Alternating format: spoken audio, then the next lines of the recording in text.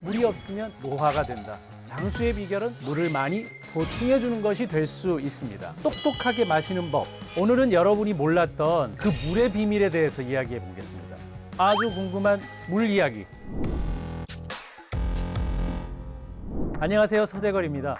여러분 하루에 물을 얼마나 드시나요? 우리가 생각보다 물을 안 먹고 지내는 분들이 굉장히 많습니다. 물만 제대로 마셔도 우리 몸은 더 건강해질 수 있거든요. 우리 주변에 숨을 쉬고 있으면서도 공기가 있어서 너무 좋아, 고마워 하는 거를 우리 못 느끼고 있는 것처럼 물도 당연히 먹어야 되는데 내가 마시지 않으면 그냥 들어오지 않습니다. 의사들 사이에는 이런 얘기가 있어요. 약 먹어서 나았는지 약 먹으려고 물 먹어서 나았는지를 알기가 힘들 정도로 사실 물이 중요하다라고 우리끼리 얘기하고 있거든요. 또 한 가지는 약리학적으로, 학문적으로는 약을 먹을 때 그 물의 양에 따라서 약효 또 그 약의 흡수 속도도 달라질 수 있거든요.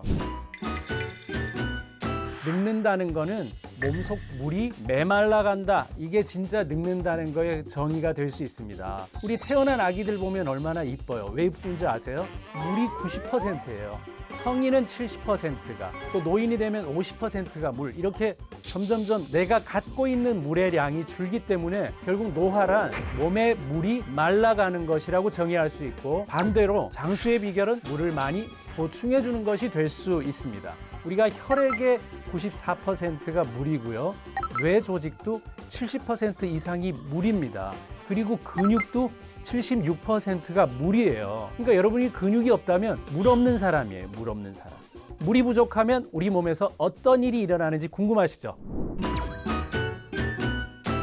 첫 번째, 짜증나고 우울하고 쉽게 피곤하고 나른해집니다. 물이 부족하면 뇌의 에너지 소비를 줄여서 뇌가 잘 견뎌내질 못해요. 그러니까 조그마한 일에도 짜증이 나기가 쉬운 거예요. 두 번째, 호르몬과 면역 체계에 이상이 생겨서 알레르기나 천식이나 변비가 올 수 있습니다. 변비 있는 사람이 첫 번째 해야 될 일이 역시 변이 굳은 거기 때문에 물이 필요하겠죠. 탄수화물하고 물하고 미생물하고 이렇게 구성돼서 나오는 거니까.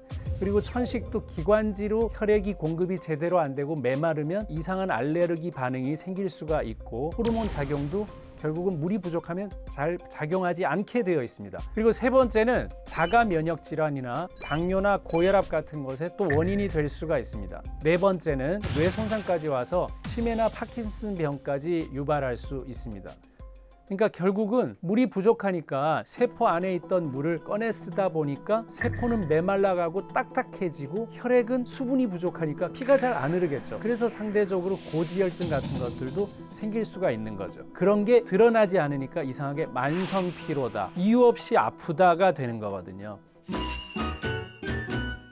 몸이 아프다라고 이제 우리가 이미 느낄 때는 벌써 물이 부족한 게 원인이 이미 될 수 있다는 얘기고, 내가 갈증을 느낄 정도 되면 진작에 물을 마셨어야 된다, 이런 뜻이거든요. 우리가 갈증을 느껴서 물을 마시면 그 물은 일단 뇌로 가거든요. 뇌는 굉장히 이기적인 장기라 본인만 딱 채우면 나머지에 대해서 생각을 좀 안 하는 편이에요. 다른 장기는 물이 부족해서 달라고 하는 것들이 뇌는 그걸 모르는 거죠. 그래서 갈증이 없더라도 물을 꾸준히 마셔야 되고, 돈 쓸 일이 없더라도 일은 해서 돈은 벌어놔야 됩니다. 물을 월급처럼, 일당처럼 그날 줘야 되는 게 바로 물이에요. 내년쯤 물을 엄청 마셔주지 뭐. 이게 제일 말이 안 되는 소리입니다. 오늘도 마셨느냐, 이게 중요합니다.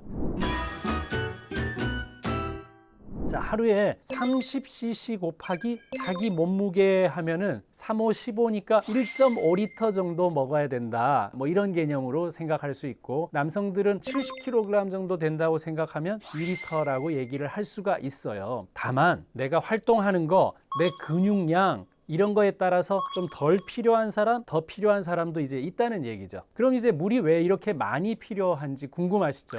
우리 몸으로 들어간 물은 하루에 침으로 1리터, 위액은 식사할 때마다 한 1.5리터씩, 뭐 많게는 3리터 정도도 되고요. 인슐린 만드는데도 한 2리터만큼 쓰이거든요. 내 속에 있는 물을 가지고 다른 데 쓰니까 상대적으로 물이 필요한 곳이 또 비는 곳이 생기겠죠. 그러면 그 세포가 또 기능을 못하게 되어 있거든요. 그래서 우리 몸은 점점 물을 아껴 쓰게 됩니다. 소변으로도 안 버리려고 노력하는 경우가 생기게 되는 경우예요. 그러면 내 몸은 물 보유하니까 좋네가 아니라 썩은 물은 나갈 기회를 잃게 되거든요. 그래서 내 몸에서 또 여러 가지 문제를 일으키게 됩니다. 노폐물을 버리는 기회를 꼭 2시간 간격이나 4시간 간격으로 가져야 돼요. 여러분들이 어떻게 물을 마시냐에 따라서 소변 양과 소변 횟수도 결정난다는 걸 꼭 아셔야지 되겠고, 아침에 눈을 떴는데 갈증이 나고 소변 색깔도 노랗다면 자는 동안에 계속 체내에 있는 수분이 부족했다는 증거예요. 보통은 이제 무색으로 나가는 게 기본적인 색깔인데 물양이 부족하기 때문에 노란색을 띈다는 거예요. 수분 부족한 사람이다라는 거에 반증이 될 수 있거든요. 이 소변 하나를 봐도 건강을 예측하고 질병에 대해서 대비할 수 있는 건데 너무 우리가 쉽게 대하지 않았나. 냄새도 원래는 나지 않습니다. 냄새 나는 소변은 대사에 문제가 있어서 문제가 생긴 거 아닌가 하는 걸 의심해 볼 수 있는 거고, 도대체 어떤 소변을 보고 있는지를 확인해 보시는 거는 굉장히 중요한 겁니다.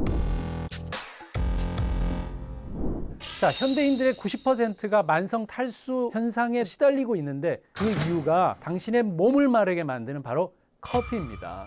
커피와 차를 좀 달고 다니는 이런 경우는 이뇨작용을 통해서 탈수 주범이 될 수 있습니다. 특히 녹차나 커피나 에너지 드링크 속에 있는 카페인, 또 술, 이런 것들이 대표적으로 이뇨작용을 만드는 일이거든요. 카페인이 섭취량의 2배 이상의 수분을 배출시킬 수 있습니다. 커피 500ml 한 잔 마시면 물 1000ml 마셔야 되는 그런 경우인데, 이뇨작용 통해서 나쁜 걸 빠져나가게 하는 기회도 되지만 거기에 물도 너무 많이 빠져나간다는 거는 보충을 해줘야 된다는, 그걸 기억을 꼭 하셔야 돼요. 카페인은 소변 말고도 땀이나 호흡으로 몸속 수분을 배출을 하니까 땀 빼러 가는 사우나에서 녹차와 커피를 마시는데 심지어 술도 마신다.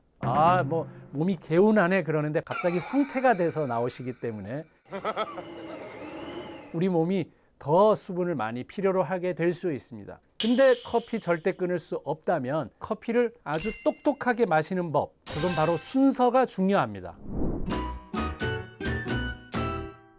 자고 일어나서 첫 끼에 시작은 물을 마시는 겁니다.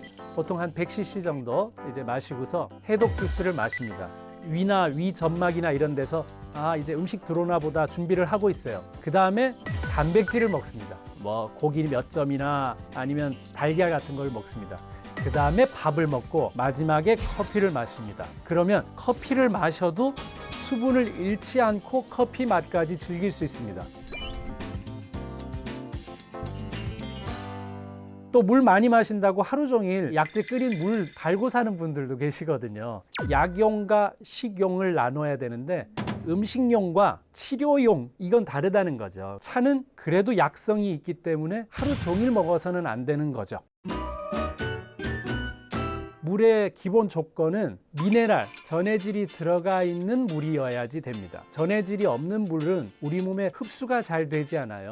맹물이 아니라 미네랄을 포함하고 있는 물이어야 되니까 대표적인 거는 보리차나 현미차를 물 대용으로 마시는 거 괜찮습니다. 탄산수 먹는 거는 많이 먹었던 음식을 소화하는 데는 도움을 줄 수가 있습니다. 설탕 없는 탄산수를 역시 차 정도의 개념으로 한두 잔 정도 먹는 건 도움이 되고, 기본적인 거는 현미차나 보리차 같은 것들을 드시는 게 좋겠습니다. 네, 의학박사 서재걸의 아주 궁금한 물 이야기, 오늘은 여기까지인데요. 아주 궁금한 우리 몸 알아야 습관이 바뀌고, 습관이 바뀌어야 건강해집니다. 다음에는 더 궁금하고 더 건강해지는 이야기로 찾아오겠습니다. 좋아요, 구독 꼭 눌러주십시오.